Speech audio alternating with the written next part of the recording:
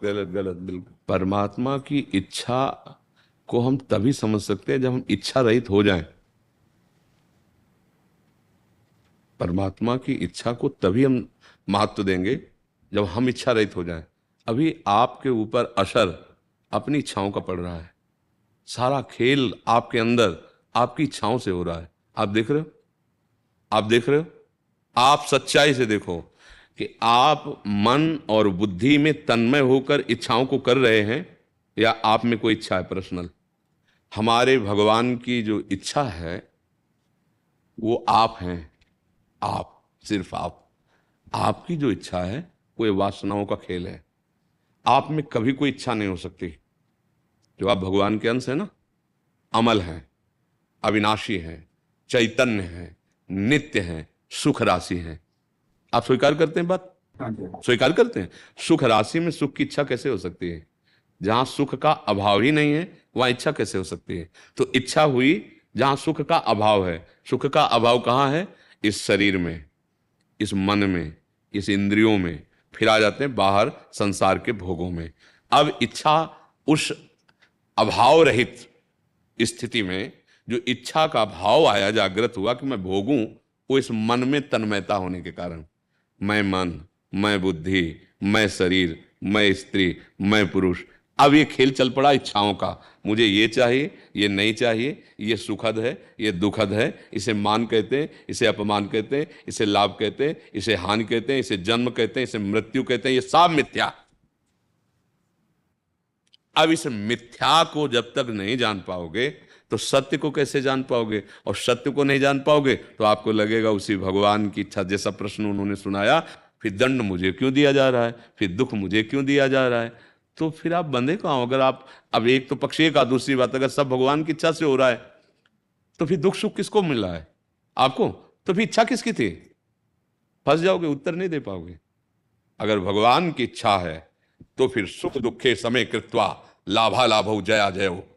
फिर उसको कौन विचलित कर सकता है? अब भगवत इच्छा में जब अपनी इच्छा का समाहित हो गया तो न दुख है, न सुख है, न लाभान द्वंद्व विमुक्ता सुख दुख संगई। ये परम पद की स्थिति हो गई।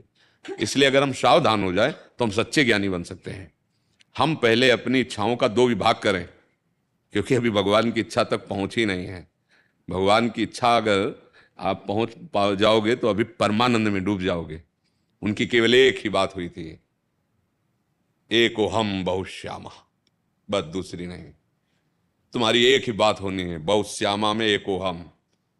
हमारी बातें समझ पा रहे हो कि नहीं समझ पा रहे है?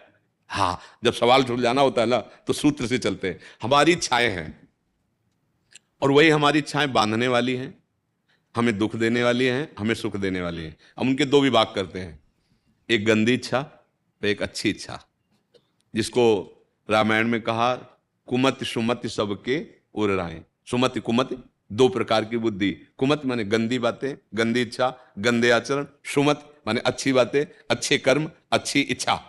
हम पहले दो विभाग करते, गंदी इच्छा को मिटाते हैं भगवान के नाम के बल से और सुने हुए सत्संग के वचनों से कि इतना तो पता है कि गलत क्या है।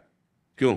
आपको पता है? आपको क्या? हमें लगता है सबको पता है, क्योंकि सबके हृदय में भगवान बैठे हैं तो प्रेरणा तो देते ही रहते हैं ना कि यार ये गलत कर रहे हो। अगर गलत इच्छा को आप मिटा दो, सुख भोग की इच्छा इतनी बढ़ गई जबकि मुझे कोई जरूरत नहीं है।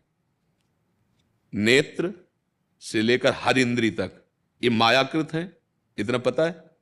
हर इंद्री माया। ये शरीर आप नहीं है, शरीर पे आप हैं पर शरीर आप नहीं है, पर आप शरीर अपने को मान लिए हैं।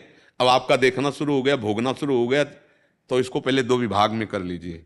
पहले बुरे आचरणों से, गंदे आचरणों से, अधर्म आचरण से, निंदनीय बातों से अपनी इच्छा को हटा लीजिए। फिर बचेगी शुभ इच्छा। शुभ इच्छा का मतलब होता है एक निर्मल जल, एक शांत जल। उसमें आपको दिखाई देगा कि सत्य वस्तु ये भी नहीं है। तो शुभ इच्छा का भी त्याग हुआ। अब जहां इच्छाओं का त्याग हुआ तो आप और भगवान दो नहीं रह गए। जा ही न चाहिए कबों कछु, तुम सन सहज सने बसो निरंतर तासुर सो राउर निजगे। ब्रह्मविद ब्रह्मवि भवति। इच्छा रहित भगवान का स्वरूप होता है। भगवान में इच्छा नहीं होती, इच्छा अभाव में होती है। समुद्र की इच्छा गड्ढों में खेलने की नहीं होती। गड्ढों में जो जल भरा हुआ है वो समुद्र की आकांक्षा नहीं है, आया समुद्र से ही है। ऐसे ही अगाध प्रेम समुद्र भगवान, आनंद समुद्र भगवान में कोई इच्छा नहीं होती। ये इच्छाओं का विभाग हमारे अंदर बैठा हुआ है। हम शुभ और अशुभ इच्छाओं का जाल बिछाकर फंसते चले जा रहे हैं।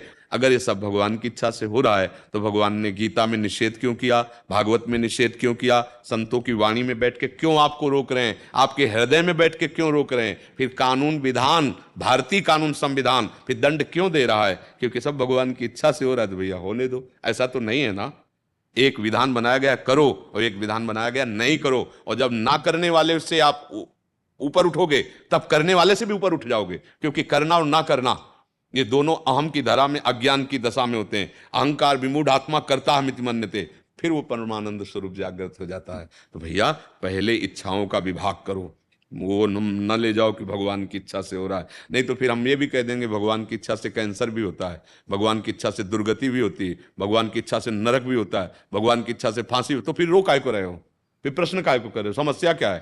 पर बोले नहीं नहीं हमें ये नहीं चाहिए, ये नहीं चाहिए ना, हाँ तो फिर ये नहीं करना चाहिए।